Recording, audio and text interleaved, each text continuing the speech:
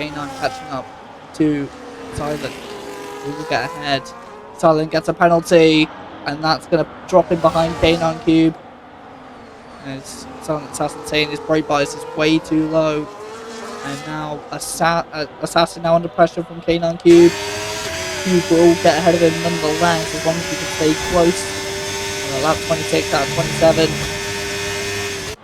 The Aston Martin of Silent being caught up by K9, but K9 not able to make any move stick. But Silent Assassin saying the penalty was mainly incurred by hitting one of those curbs and not being able to rotate away from it. Meanwhile, look at this. The Williams catching up to the Red Bull.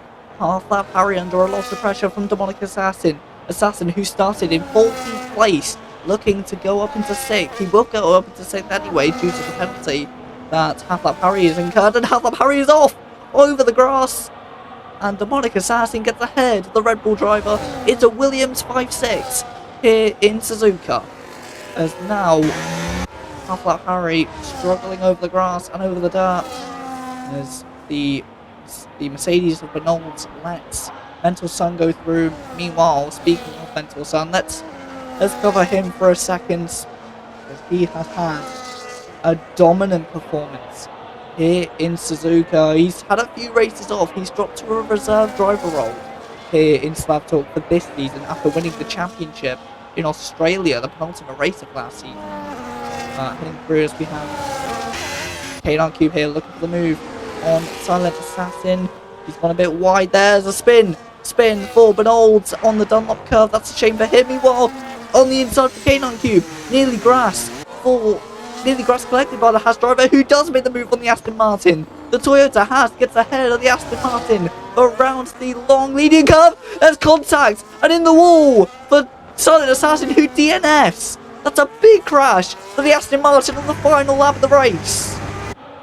As that is such a shame, heading through such a long and nothing corner until you're side by side, especially in changeable conditions. As Silent Assassin saying it was going to be a P11, and it was. But now he's going to finish, not going to finish in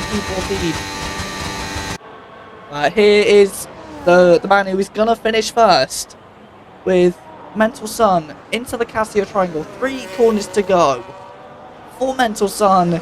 He's come back and made his mark known.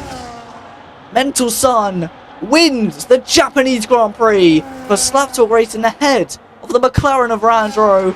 Then, from 16th on the grid, Flobolob will climb 12 places to get ahead of Luco Sioux, who spun earlier on, and pick up the final spot on the infamous podium here in Suzuka. Meanwhile, Luco Sioux will head round the Casio Triangle and pick up a P4. He's lost a couple points to his championship rival Randro. Let's see if he can redeem himself next time out. As meanwhile, great race for Williams. They're going to pick up a P5 and a P6 respectively.